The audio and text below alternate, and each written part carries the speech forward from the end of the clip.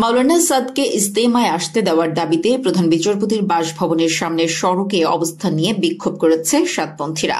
মঙ্গলবার সকাল থেকে তারা এই সড়কে অবস্থান নেন। পরে প্রধান উপদেষ্টা ড মোহাম্মদ ইউনূসের সঙ্গে বৈঠকের আশ্বাসে সড়ক ছেড়েছেন আন্দোলনকারীরা।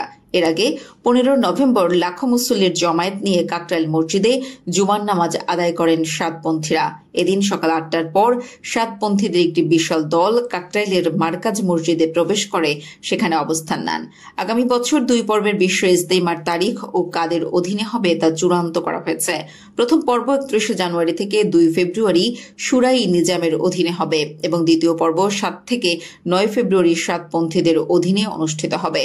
প্রথম পর্বের আয়োজনকারীরা তাদের আয়োজন শেষে ইজতেমার মাঠ বিভাগীয় কমিশনার ঢাকার নেতৃত্বে গঠিত বিশ্ব ইজতেমার মাঠ প্রস্তুতি সংক্রান্ত কমিটিকে 4 ফেব্রুয়ারি বিকেল 3টার মধ্যে বুঝিয়ে দিবেন।